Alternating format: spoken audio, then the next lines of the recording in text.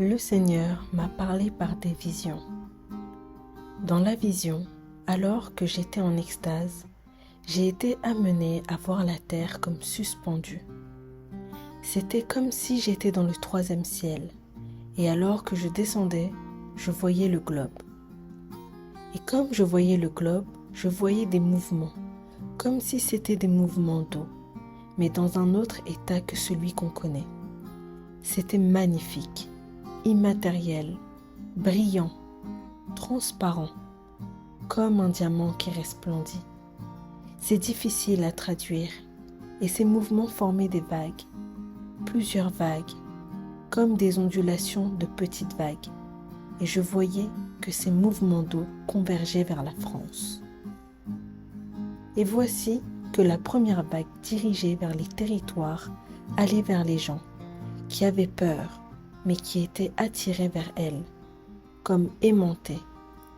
Et lorsqu'elle les touchait, elle pénétrait leur intérieur, et ils étaient remplis d'un amour agapé, de toute la plénitude de l'amour de Dieu. Et cet amour réveillait en eux-mêmes une soif, comme une soif inexplicable, et réveillait aussi en eux la nécessité de connaître Dieu, le Dieu véritable, et de connaître l'amour en profondeur, l'amour agapé. La deuxième vague immergeait les gens. Ils étaient comme plongés dans cette vague. Ils étaient complètement recouverts, et cette vague était une vague de purification. Elle activait les eaux à l'intérieur d'eux-mêmes. Je voyais comme des puits secs, et quand la vague de purification les frappait, avec le mouvement des eaux, à l'intérieur d'eux-mêmes, il remplissait en eux un peu de toute cette plénitude. C'est difficile à traduire par des mots. Je voyais la crainte de l'Éternel, je voyais la sainteté, je voyais la grandeur, je voyais la splendeur, l'éclat. Et la troisième vague, toutes ces vagues étaient consécutives. La troisième vague était comme une vague qui activait, qui connectait. Et dès que les gens étaient touchés, ils devenaient comme le feu dans son début, blanc. Les gens brillaient. Il s'agissait d'un ressac de 3 vagues successives et rapides.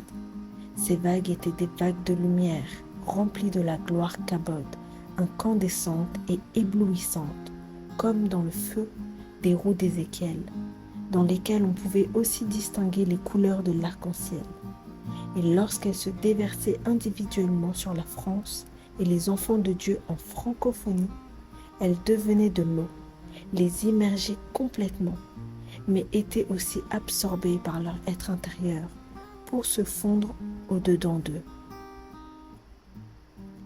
La première vague était comme l'eau de l'esprit, pour communiquer la vague de l'amour incandescente de Christ et pénétrer dans notre intérieur, mais elles étaient absorbées par leur corps dès qu'elles les touchaient et fusionnaient pour réactiver les eaux de l'esprit dans notre intérieur afin qu'on puisse la manifester à notre tour et autour de nous, l'amour agape.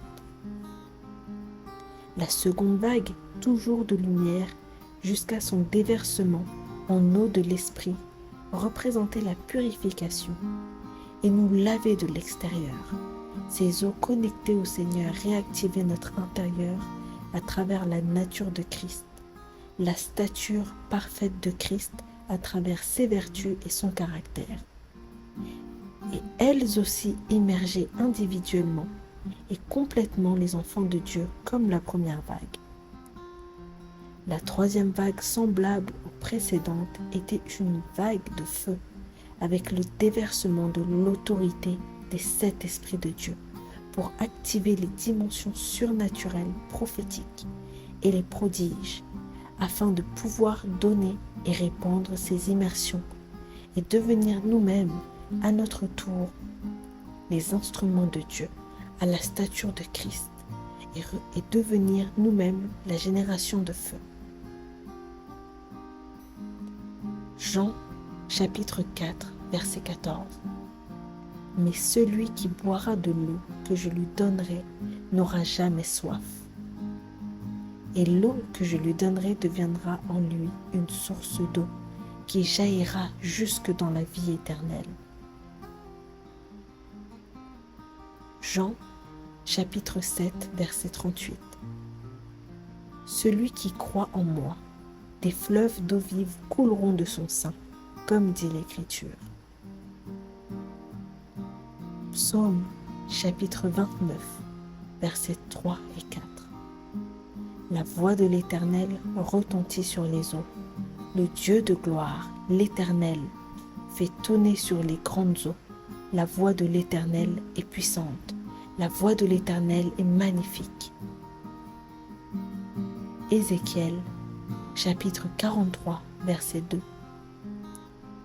Sa voix était semblable au bruit des grandes eaux, et la terre resplendissait de sa gloire. Job, chapitre 37, versets 2 à 5. Écoutez, écoutez le bruit de sa voix et le grondement qui sort de sa bouche. Il l'envoie sous tous les cieux, et son éclair va jusqu'aux extrémités de la terre.